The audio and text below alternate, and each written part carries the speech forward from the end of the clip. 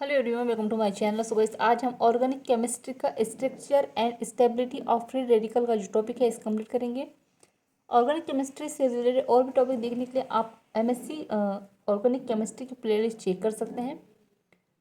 और अगर आपको एमएससी फर्स्ट सेम के नोट्स परचेस करने हैं तो आप उसके लिए मुझे व्हाट्सएप मैसेज कर सकते हैं। डिस्क्रिप्शन में व्हाट्सएप नंबर शेयर कर दूंगी। और प्लीज़ अगर चैनल पर नए हैं तो चैनल को लाइक सब्सक्राइब जरूर कर दीजिएगा, क्योंकि मैं एमएससी से related Hindi English mix notes videos बनाती रहती हूँ। तो चलिए वीडियो को स्टार्ट करते हैं।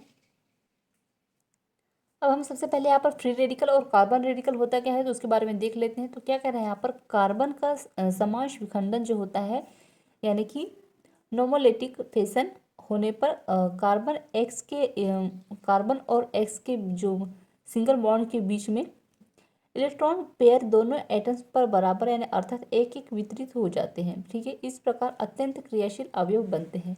इन्हें मुक्त मूलक या फ्री रेडिकल कहते हैं। यहाँ पर देखिएगा, यहाँ पर क्या कह रहा है कि जो कार्बन होते हैं, कार्बन के साथ मान लीजिए कोई एक्स मतलब मान लीजिए यहाँ पर कोई और दूसरा यहाँ पर बंध बना हुआ है। ठीक है, जैसे हाइड्रोजन है, यहाँ पर जो भी कोई भी बंध हो सकता है। ठीक है, सिंगल बंध से जुड़ा हुआ हो।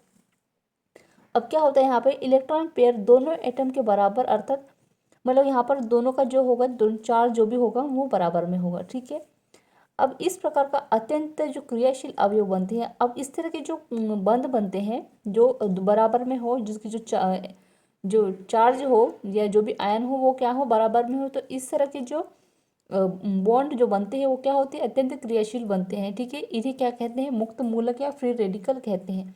अब मान लीजिए यहाँ पर एक एग्जाम्पल के तौर पर समझने की कोशिश की गई है। तो मान लीजिए यहाँ पर कार्बन है और यहाँ पर क्या है, हाइड्रोजन। हाइड्रोजन यहाँ पर 3 बार जुड़े हुए हैं और यहाँ पर क्या है, 2 लोन पर जुड़े हुए हैं और साथ में ये एक्स जुड़ा हुआ है। अब जब इसकी रिएक्शन होगी तो वो क्या किस तरह से होगा, तो देखिएगा, यहाँ पर 3 कार्बन है और यहाँ पर एक लोन पेयर है और एक यहाँ से क्या हो गया, प्लस के साथ इधर साइड में आ गया, मतलब कि यहाँ पर आ गया। तो ये क्या है, एक से, तो ये क्या हो गया, फ्री रेडिकल हो गया। और ये क्या है, मेथिल मुक्त मूलक है। ठीक है, मतलब यहाँ से ये हट गया और इधर साइड में आ गया। ठीक है, तो इस तरह की जो रिएक्शन होगी उसको हम क्या कहेंगे, फ्री रेडिकल कहेंगे। ठीक है, अब यहाँ पे कुछ हमको एग्जाम्पल दिए गए हैं तो वो किस तरह से देखिएगा। अभी तो हमने इसका एग्जाम्पल देकर समझा था हमने।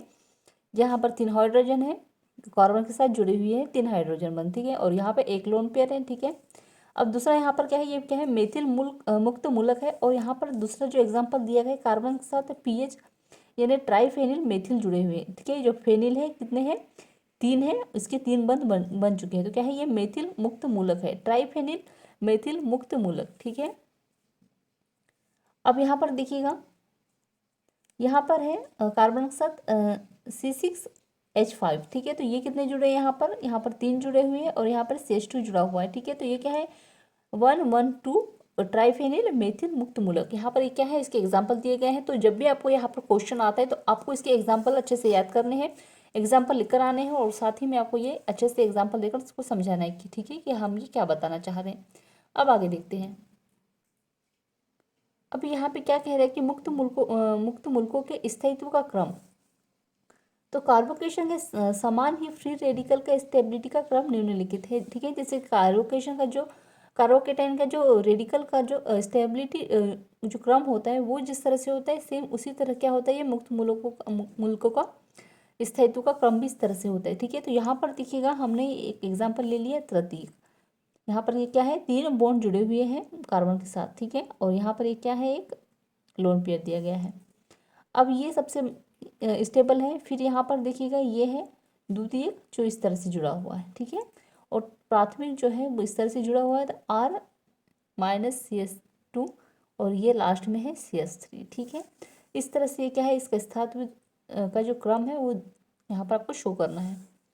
अब यहाँ पर देखते हैं मुक्त मूलक की संरचना किस तरह से हो सकती है। तो यहाँ पर देखिएगा, मुक्त मूलक एक समतलीय स्पीशीज होता है। ठीक है, एक समतलीय होता है ये, और इसमें विषम इलेक्ट्रॉन युक्त कार्बन एटम sp3 संकरित अवस्था में होता है। यहाँ पर हाइब्रिडेशन कौन सा होता है, sp2 होता है। ठीक है, तथा इनके 3 sp2 संकट कक्षा त्रिकोणीय समतलीय ट्राइकोनल मुक्त मूलक की संरचना के कोणों की ओर व्यवस्थित रहती है। ठीक है, ये किस तरह से होगी, एक ट्राइगोनल संरचना की तरह भी यहाँ पर व्यवस्थित रहते हैं। ठीक है, इसके जो एटम्स होते हैं, अब उनमें से किन्हीं 2 बंधों के मध्य 120 अंश का कोण होता है। यहाँ पर देखिएगा, इनके बीच में जो है 120 अंश का कोण बन रहा है।